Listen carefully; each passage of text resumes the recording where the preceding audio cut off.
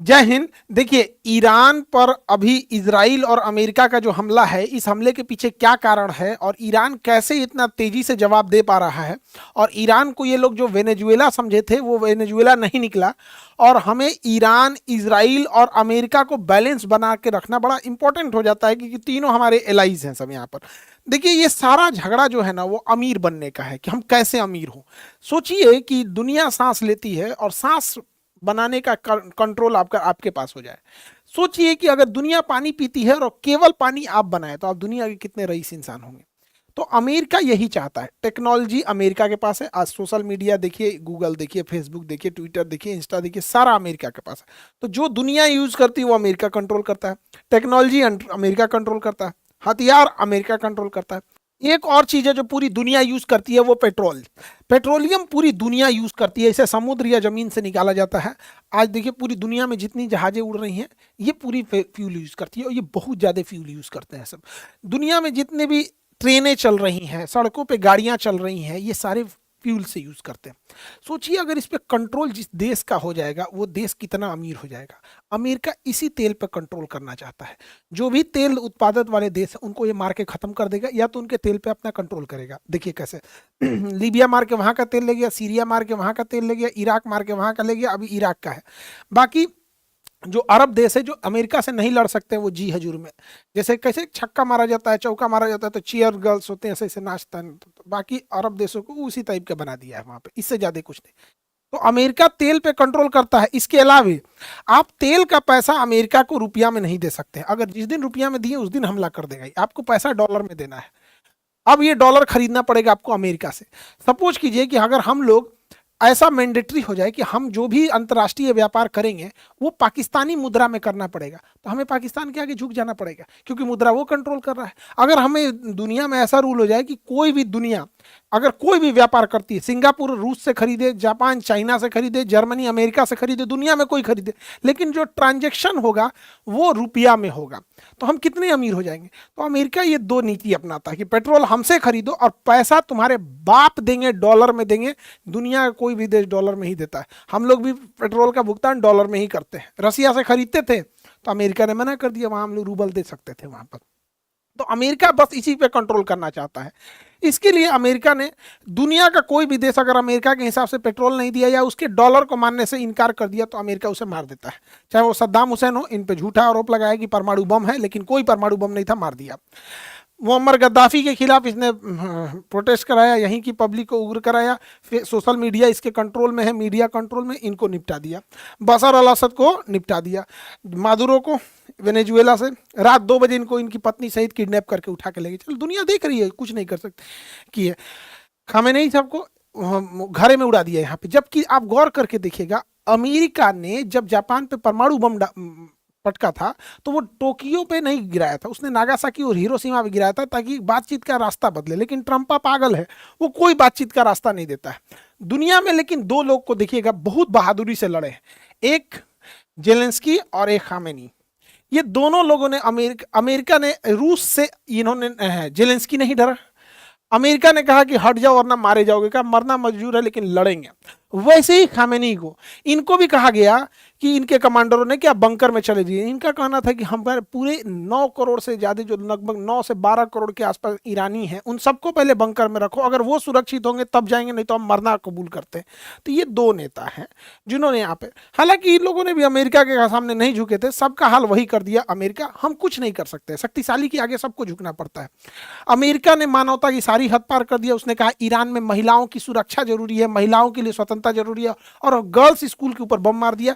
इतनी लड़कियां मर गई, जो जेनेवा कन्वेंशन का खुला उल्लंघन है। लेकिन अगर हम लोग कश्मीर मांगने लगे, तो हमारे ऊपर नियम कानून आ जाता है, वर्ल्ड सैंक्शन आ जाते हैं। लेकिन इन पे नहीं लगता है। इसने पूरे टॉप लीडरशिप को ही मार दिया एक मिसाइल झटके में।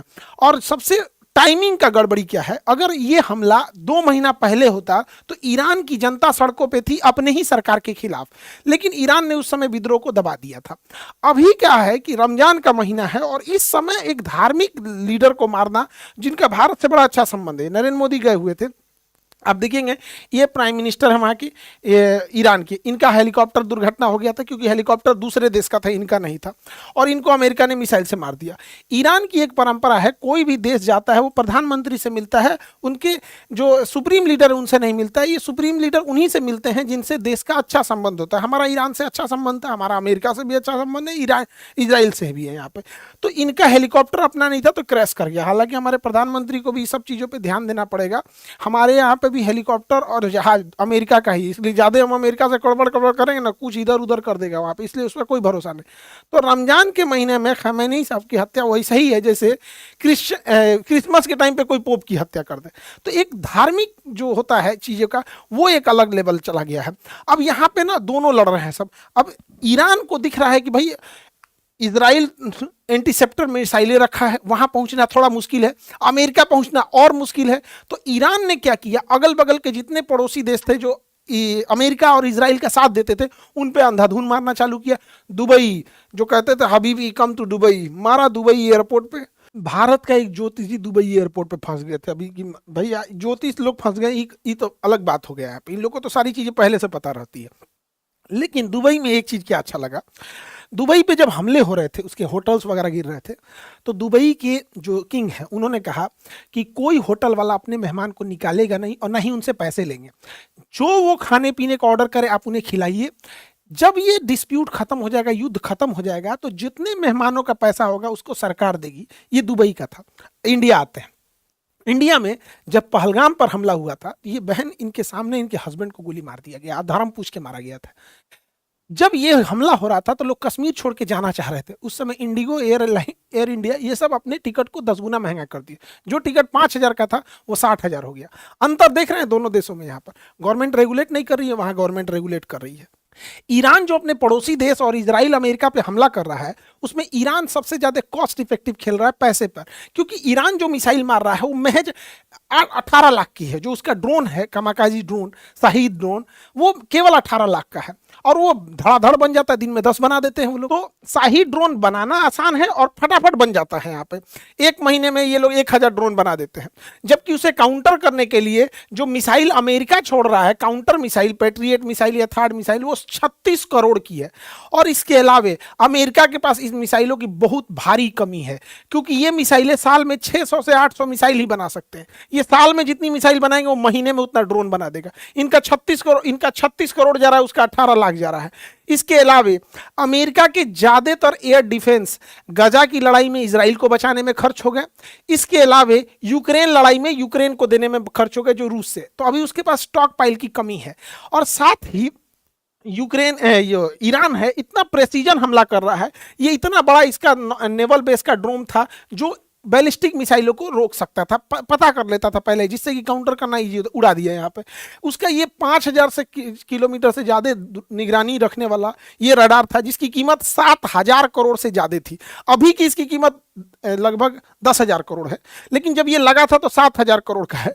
उसको मार के गिराया ये 18 लाख से। इससे अमेरिका की घनघोर बेइज्जती, एकदम गाढ़ा बेइज्जती। अमेरिका कहता हमारा डिफेंस बहुत तगड़ा है, हम लोग को बहुत महंगा महंगा हथियार चिपकाता है, जबकि हमारा 80% से ज़्यादा हथियार रसिया लेवल का है, रसिया का बना हुआ है। वो सस्ते भी होते हैं, रिलायबल भी होते हैं।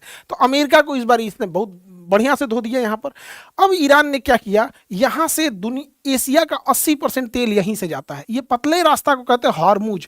यहाँ पर ईरान ने क्या किया, यहाँ से कोई तेल टैंकर को जाने ही नहीं दे रहा है, क्योंकि चीन इसका खुल के मदद किया है। तो चीन के टैंकर को जाने दिया है, पाकिस्तान के टैंकर को जाने दिया है, कुछ कुछ टैंकरों को जाने दिया, मेनली चीन के टैंकरों को जाने दिया है। यहाँ पे इस बैला को पूछता कौन। ईरान क्या कर रहा है, यहाँ पे जितनी भी ऑयल टैंकर जा रही हैं उनका जीपीएस या तो उनका जीपीएस ब्लॉक कर दे रहा है या इंटरनेट स्पूफिंग कर दे रहा है। उनको पता ही नहीं चल रहा है, वो गोल गोल घूमने लग रहे हैं।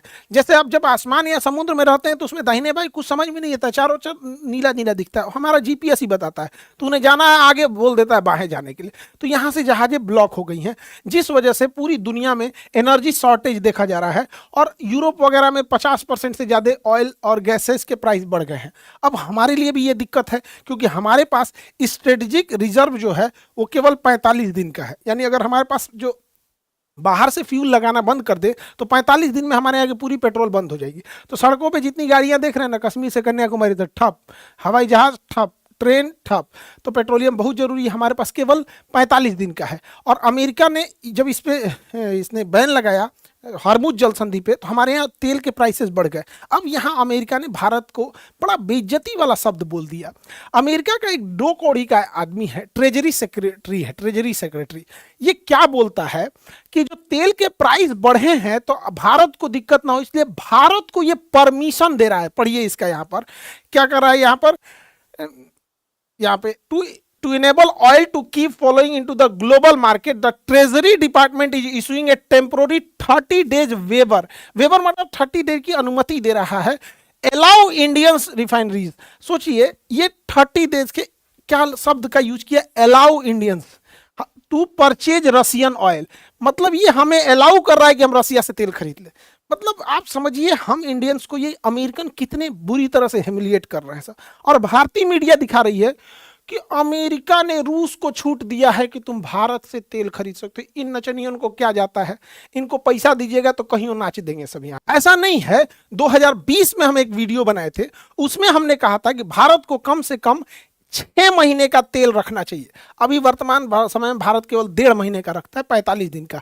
और आपको विश्वास ना हो तो आप देखिएगा, 30 अप्रैल 2020 को हमने एक वीडियो बनाया था, आज से 6 साल पहले बनाए थे, और उसमें हम बताए थे कि उस समय लॉकडाउन लगा हुआ था, पेट्रोलियम के प्राइस बहुत कम थे। अगर हम लोग के पास 6 महीना रखने की व्यवस्था होती तो आज हम लोग को कोई टेंशन नहीं है, हार्मुज बंद हो जाए, कुछ भी बंद हो जाए, ईरान बंद हो जाए, अरब बंद हो जाए, वेनेजुएला, 6 महीने का स्टॉक पाइल है। लेकिन हम लोग के पास अभी भी 45 दिन का। 6 साल में नहीं सुधर पाया, यहाँ पे क्या सुधरेगा।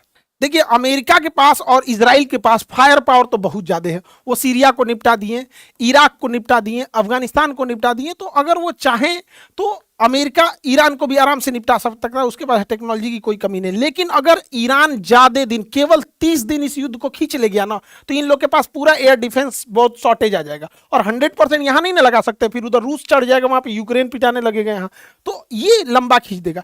लेकिन अगर ईरान ध्वस्त हुआ तो ये लोग ईरान की धज्जी उड़ा देंगे, उसको तहस नहस कर देंगे ईरान को, जैसे अफगानिस्तान को किए, सीरिया को किए, इराक को किए।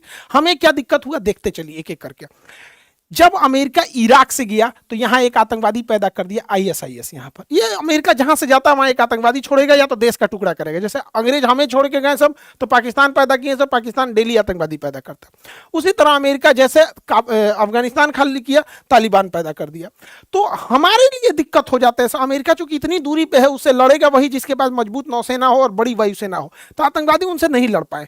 लेकिन यहां पे जब वो जाएगा तो सोचिए, अगर वो देश जो यहां पे रहने वाला है, एक इंसान को कैसा लगेगा कि उसके सुप्रीम लीडर को कोई बम से मार दे, या उसके प्राइम मिनिस्टर को कोई मार दे, उसके थल सेनापति, नौसेना पर सबको मार दे, तो कोई ना कोई इंसान तो इसका बदला लेगा। कोई भी इंसान, हम श्रीलंका के राष्ट्रपति को मार देगा, वो भी बदला लेगा।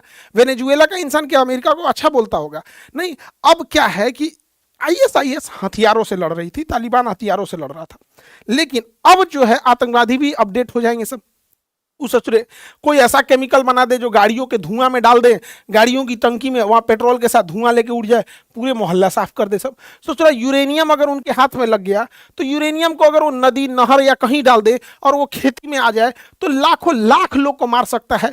कोई बायोकेमिकल हथियार बना ले, जैसे इबोला, कोरोना, इस टाइप के। तो अब आतंकवादी पहले हथियार उठाते थे, जैसे जैसे सेना और ये चीजें एडवांस होंगी, जैसे हम हथियार थे तो आतंकवादियों के पास भी हथियार था, अब हमारे पास ड्रोन है तो आतंकवादियों के पास भी ड्रोन होगा। तो अमेरिका पूरी दुनिया में तांडव मचाएगा और हम लोग को भुगतना पड़ेगा। अफगानिस्तान में मारा, वहां तालिबान आ गया, सा हमारा पूरा किया करा है वहां चीज। हमने वहां संसद भवन बनाया था, हॉस्पिटल बनाए थे, डैम बनाए थे, बिजली घर बनाए थे, सड़कें बनाए, सब तहस नहस कर दिया अमेरिका वहां से।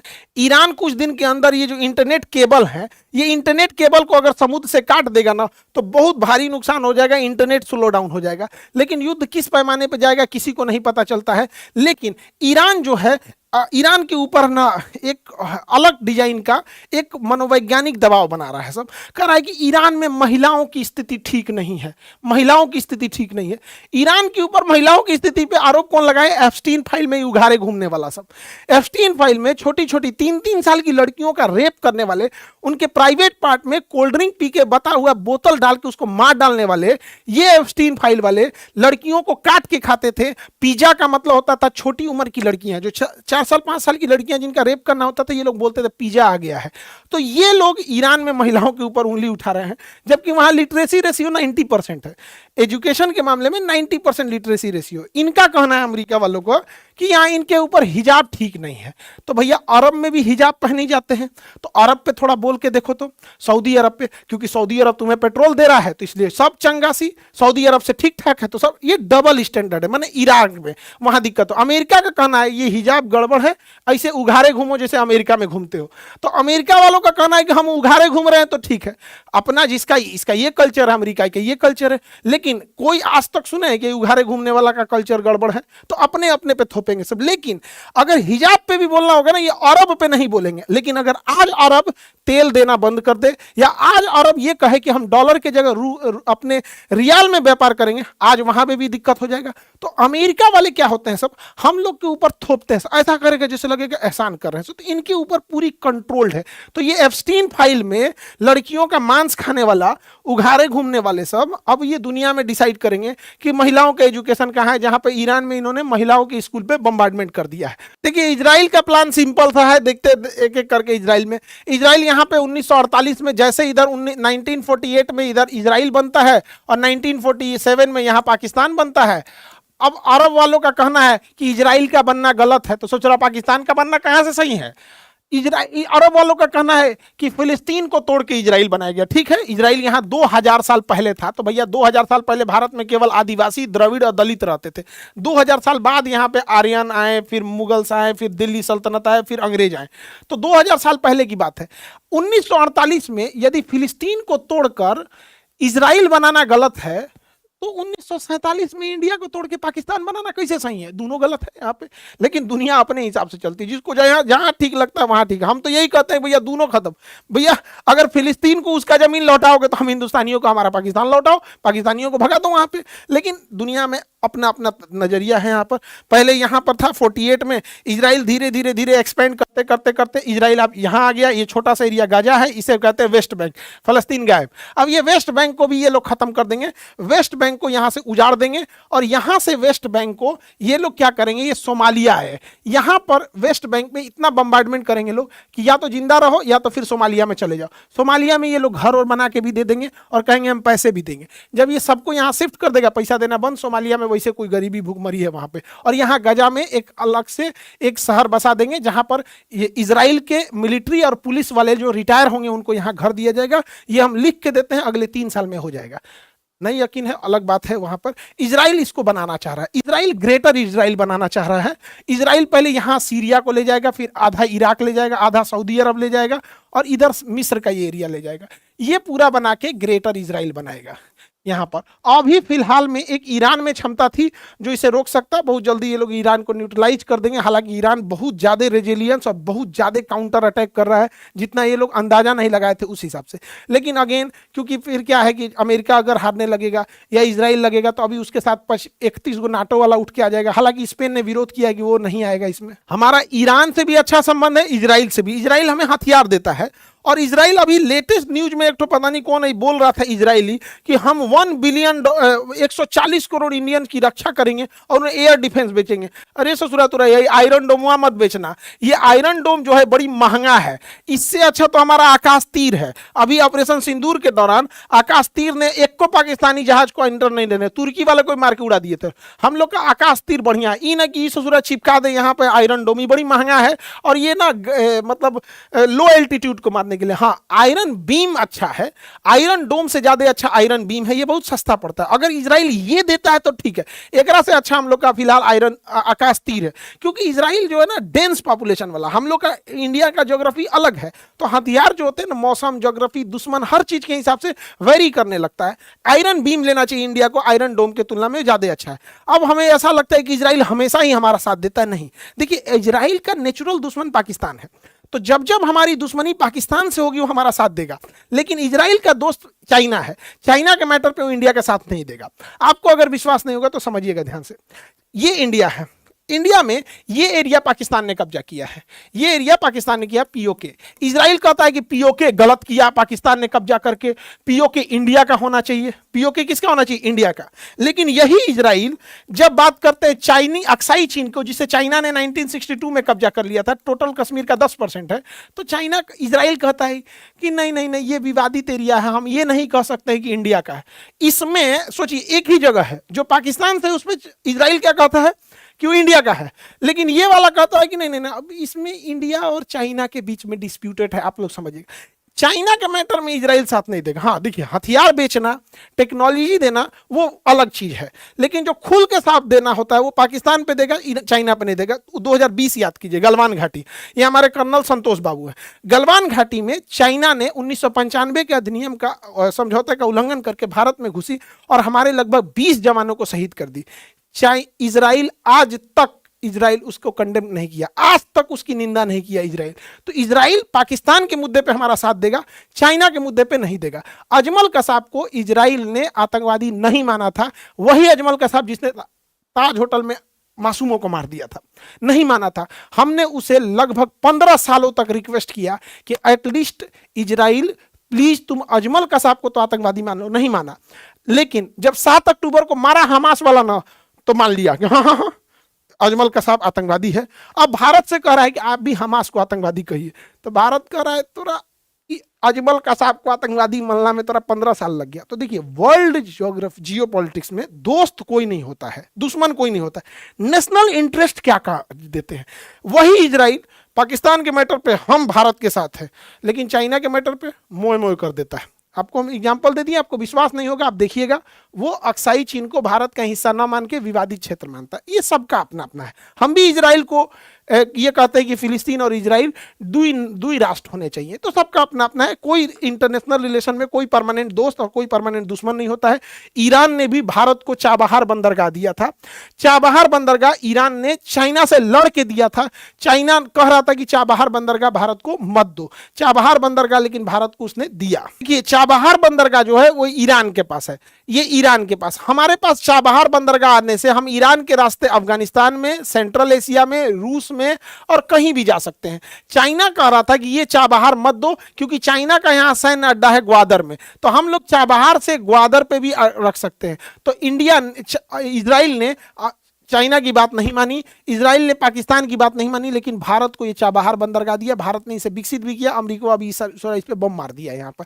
तो ईरान जो था हमसे अच्छी दोस्ती थी, हालांकि इजराइल की भी है, अमेरिका से भी है यहाँ पर, लेकिन उसने चाइना को भी मना करके दिया था और ये हीरा मंडी के दलाल को भी दिया था। ये हीरा मंडी वाला भी बोला था, हीरा मंडी का दलाल, कि चाबहार बंदरगाह भारत को नहीं, लेकिन बावजूद ईरान ने हमारा साथ दिया था। हालांकि अगर आप ऑपरेशन सिंदूर में देखिएगा तो सबसे ज्यादा पीठ पर छुरा मारा है अमेरिका ने। ऑपरेशन सिंदूर के दौरान अमेरिका और तुर्की, देखो तुर्की से तो हम उम्मीद नहीं रख सकते, तुर्की पाकिस्तान का है यहाँ पे, अमेरिका ने पाकिस्तान की खुल के मदद किया। इवन ऑपरेशन सिंदूर के दौरान जब पहलगाम हमला हुआ था, उस समय अमेरिका ने लगभग 8,000 करोड़ का आईएमएफ से लोन भी दिलवा दिया था पाकिस्तान को। लेकिन उस समय भी ईरान जो था वो भारत के साथ खड़ा था, क्योंकि उसने इसकी कंडेम किया था। और हालांकि तुर्की ने तो ड्रोन तक भेज दिया था यहाँ पर। एक ऑपरेशन मिलान में अभी क्या अमेरिका ना भारत को बड़ा ह्यूमिलिएट करता है। देखिए, और ये ऑपरेशन सिंदूर के दौरान पाकिस्तान को मदद भी कर रहा था, और अभी मिलान एक्सरसाइज हुआ था तो ईरान के मेहमान आए थे हमारे यहाँ विशाखापट्टनम में, और विशाखापट्टनम में भाग लिए थे हमारे ये रक्षा मंत्री भी थे। इसकी जहाज जब लौट रही थी तो इसके यहाँ पे अमेरिका की पनडुब्बी इंतजार कर रही थी। जैसे ये श्रीलंका के कोस्ट के पास आई, इसके मार के गिरा दिया गया, इस जहाज को मार के गिरा दिया गया। अब हिंद महासागर को भारत कहता है कि I am the guardian of the Indian ocean, तो अमेरिका ये दिखा रहा था कि तुम्हारे नाक के नीचे मार देंगे। हालांकि अमेरिका चाहता तो इसे जाने भी दे सकता था और ये अरब सागर में मारता, लेकिन वो जानबूझ के हिंद महासागर में मारा, जबकि वो हमारा गेस्ट था। तो वर्ल्ड इस बात को कह रही है कि भैया तुमने तो भारत से दोस्ती का ख्याल नहीं रखा।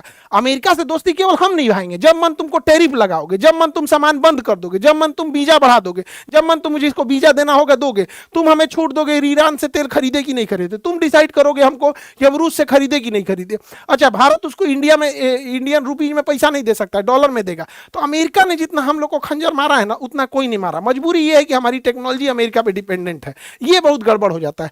ईरान से भी हमारा ठीक अच्छा संबंध है। ईरान ने दो तीन जगह ईरान का विवादास्पद है, जैसे सीएए, एनआरसी और 370 पे ईरान से बयान आया था कि अल्पसंख्यकों का भारत सरकार ध्यान रखेगी, तो भारत सरकार ने कहा था कि हमारा आंतरिक मामला है। बाकी 90% मामलों पे ईरान ने हमारा साथ दिया था। सबसे बड़ा साथ दिया था कश्मीर के मुद्दे पर 1994 में।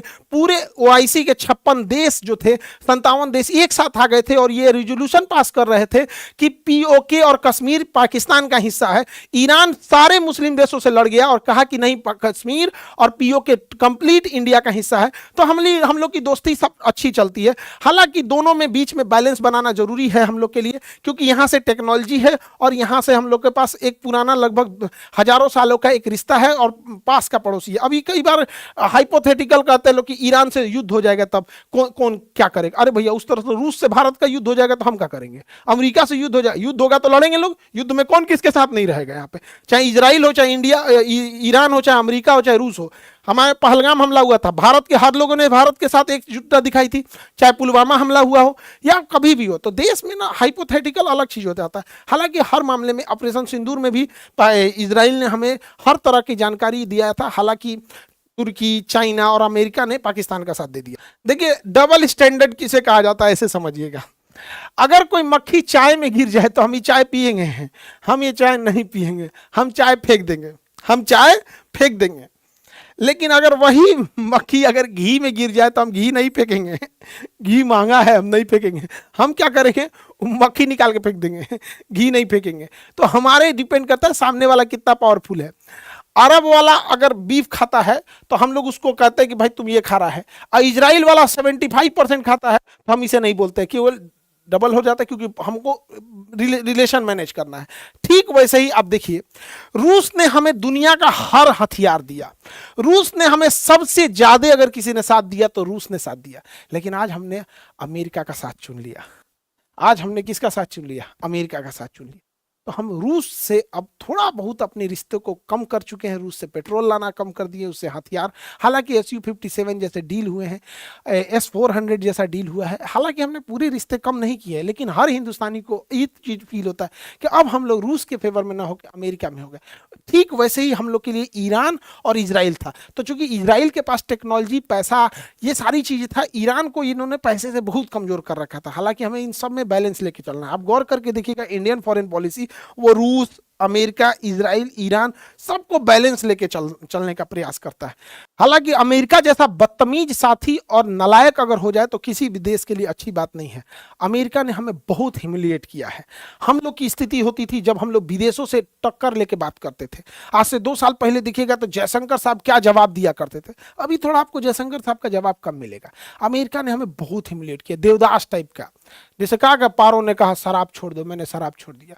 अमेरिका ने कहा रूस से तेल खरीदना छोड़ दो, हमने रूस से तेल खरीदना छोड़ दिया। अमेरिका ने कहा ईरान से गैस खरीदना छोड़ लो, हमने गैस खरीदना छोड़ दिया। अमेरिका ने कहा कि डॉलर, रुपया का इस्तेमाल के बदले डॉलर का इस्तेमाल करो, हमने वो भी मान लिया। ससुरा देवदास बना के रख दिया। फॉरेन पॉलिसी में इंडिपेंडेंसी बहुत जरूरी होता है, लेकिन जब बदतमीज इंसान प्रधान राष्ट्रपति बन जाएगा, ये डोनाल्ड ट्रंप आ यहाँ पर, हमने क्या किया? बंदर के हाथ में उस्तूरा दे दिया, किसी को काट डालेगा। ये किसी का नहीं हो सकता है। ये वही लोग हैं जो एप्स्टीन फाइल में थे। आपने गौर किया होगा अचानक से युद्ध क्यों हो गया? एप्स्टीन फाइल में इन लोग का नाम आ रहा था, इनकी बदतमीजी उजागर हो रही थी। ये 3-3, 4-4 साल की, 2-2 साल की लड़कियों का रेप किया है सब, फिर उसको मार के खाया है सब उसको। यहाँ पर एप्स्टीन फाइल को दबाने के लिए, इनकी दरिंदगी दबाने के लिए, यहाँ पर इतने छोटे छोटे बच्चों को ये सब ससुरा रेप करने के लिए, और रेप करके मार के खा गया है उन सबको। ये इस लेवल के जालिम है सब। लेकिन आप देखिएगा, इनको कभी आतंकवादी या क्रिमिनल नहीं करके दिखाया जाएगा। ये अलग लेवल की इनकी ब्रांडिंग होगी। हिम्मत भी नहीं है, क्योंकि दुनिया पावरफुल की ओर चली जाती है। यहाँ पे डोनाल्ड ट्रंप को लोग कहते हैं कि इजराइल का साथ देता, नहीं, इजराइल के कंट्रोल में ट्रंप आ गया है। ट्रंप का एप्स्टीन में कुछ कुछ ऐसा फोटो, उगारे फोटो रख लिया इजराइल कि इजराइल जहां हाथ रख रहा है वहां अमेरिका को बम मारना पड़ रहा है। देखिए, नेतन्याहू बता रहे हैं यही गोली मार, तो इसी तरह मार रहा है। यहाँ पर आप देखिए, ट्रंप के हाथ, कंधे पे हाथ रखने वाला इजराइल है यहाँ पर। इस तरह से जैसे लग रहा है ट्रंप इसके अंडर में होता है। लेकिन वही ट्रंप जेलेंस्की को डांट दिया था। देखिए, जब जेलेंस्की से बात कर रहा, डांट दिया, कर सूट क्यों नहीं पहने, अच्छा से यहाँ पर तूने पूरा कोट वगैरह क्यों नहीं लगा रखा है। तो ये हो गया है यहाँ पे। ईरान का अंत कर दिया हम यहाँ पे, हत्या कर दिया यहाँ पे। अब बच गए एक ठो आपके पुतिन। तो पुतिन की भी हत्या ये लोग प्लान क्या कर रहा है, इन्हीं के किसी एक जनरल से करा देगा सब। ये एसिसिनेशन का प्लान कर रहा है सर, क्योंकि इनके अंदर जो सीआईए है, मोसाद है, ये बहुत एक्टिवली काम कर रही होती है। डायरेक्ट नहीं मारेंगे लोग, यहाँ पे भी कर सकता है। हालांकि इस युद्ध में सबसे ज्यादा मजाक चाइना का बन गया है। सो जरा पता नहीं कौन सा हथियार दे दिया है HQ9, न वेनेजुएला में चला न ईरान में चला, ये पता नहीं कौन सा झुंझुना थमा दिया है S-300 से कॉपी करके, कोई काम का नहीं हुआ। हालांकि यहाँ से हॉर्मुज से सबसे ज्यादा तेल चाइना ही खरीदता था। हालांकि चाइना के जहाजों को ईरान ने छूट दे रखा है, लेकिन जियोपॉलिटिक्स में कोई किसी का नहीं होता है। हालांकि अगर आप देखेंगे तो ये ईरान की बर्बादी लिखी जा रही थी 2001 में। 2001 में जो इसके एरियल सेफ्रॉन थे, इन्होंने मोसाद को जिम्मेदारी दी कि इजराइल के हर एक नेता पे नजर रखो और अपना इंसान प्लांट करो। तो इजराइल ने 20 साल का टाइम लिया था, 20 सालों का टाइम लिया था यहाँ से। तो 2001 से इन्होंने काम करना चालू किए और 20 सालों के बाद ये हाल हो गया है कि इजराइल में किसी 3 इंसान, ईरान के अंदर किसी 3 अधिकारी को उठाइए, उसमें एक मोसाद का निकलेगा। इतने पैसे खिलाए हैं, इतने पैसे खिलाए हैं कि ईरान के चप्पे चप्पे पर इसने नजर रख लिया है और सीसीटीवी कैमरे को पूरी तरह हाईजैक करके और उसने पूरी टॉप लीडरशिप को मार दिया है। एक्चुअल जासूसी किस पे सफल होती है, जासूसी सफल होती है किसके पास कितना पैसा है। अब ये लोग क्या करते हैं, अमेरिका का सीआईए और मोसाद 500 करोड़ रुपए तक ये लोग खुद से ऑफर कर देते हैं, बिना राष्ट्रपति और प्रधानमंत्री के पूछे हुए 500 करोड़ तक ये लोग दे देते हैं। और हमारे यहाँ जासूसी में क्या है कि उतना अच्छा हमारे यहाँ सिस्टम नहीं है। आप गौर करके देखिएगा, हमारे यहाँ सब कुछ रहते हुए पुलवामा हमला हो गया। हम लोग भूल गए पुलवामा हमला, कितने शहीद हुए थे। सब कुछ रहते हुए पहलगाम में आके मार दिया सब यहाँ पर। हमारी जासूसी बहुत पिछड़ गई। इस बहन का कोई सुहाग नहीं लौटा सकता है। भूल गए होंगे लोग इसको। यहाँ पर ये टांगा वाला, इसके घर में अकेला कमाने वाला आदिल था, इसको आतंकवादियों का बंदूक छीन रहा था, इसको मार दिया। आज इसके घर में क्या दाल रोटी चल रहा होगा नहीं पता होगा, ये बहन कैसे जी रही होगी नहीं पता चल रहा होगा। सब भूल चुके हैं। एक बार हमें भी सवाल उठाना पड़ेगा। हमारे यहाँ का जासूस तो ऐसा नहीं होता है सर। हाई मोरारजी देसाई थे, इनसे 50 लाख रुपया मांगा गया था। हमारी जो रॉ ने मांगा था, research and analysis wing, raw ने 50 लाख रुपया, 50,000 नहीं 50 लाख रुपया मांगा था कि पाकिस्तान का परमाणु बम उड़ा देंगे, उसका पूरा काहुटाबाद सेंटर उड़ा देंगे। तो ये बकलोल आदमी उठ के फोन कर दिया पाकिस्तान को कि हमें सब पता चल गया है, रॉ ने सब बता दिया है। नतीजा ये हुआ कि हमारे एक एक लोगों को चुन चुन के मारा है। आप धुरंधर मूवी में देखे होंगे ना, ऐसे जासूस को ऐसे कील से खींच रहा है, इन्हीं की गलती से खींचा है, इन्हीं की गलती से। 300 से ज्यादा हमारे रॉ एजेंट मारे गए थे, 50 लाख रुपया नहीं दिया था। तो हमारे यहाँ क्या होगा, पैसे ही नहीं देते हैं लोग, तो कहाँ से होगा। अब आप पाकिस्तान आज परमाणु बम नहीं रहता उसके पास, अगर ये 50 लाख दे देते। एगो ही देखिए, रॉ का ये ऑफिसर था, इसका नाम था रविंदर सिंह, CIA के लिए सूचना दे रहा था। मैंने इंडिया का बहुत बड़ा अफसर था, हेड था, और सूचना दे रहा था इंडिया का ले जाके अमेरिका को कि ये कर रहा है। और ऐसे तो ऐसे चोर है सब यहाँ पर। बाद में इसको मार दिया गया, इंडिया यहाँ से भागा ना, इसी को मार दिया गया, एक एक्सीडेंट में मर गया। किसने एक्सीडेंट किया होगा आप सब समझते ही। यहाँ पर अमेरिका हमारे लोगों की नसों को काट रहा है।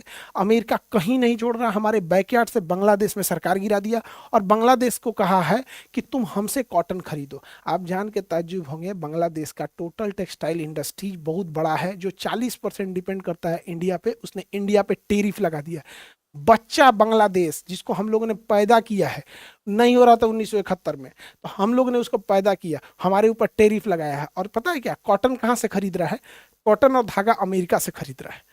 देखिए अगेन, पैसा और पावर किसके पास है, जिसके पास पैसा और पावर है उसकी सारी गलतियां माफ। अमेरिका ने हमारे ऊपर 1971 में 7वां बेड़ा लेके आया था परमाणु बम मारने, लेकिन आज दोस्त बन गया है।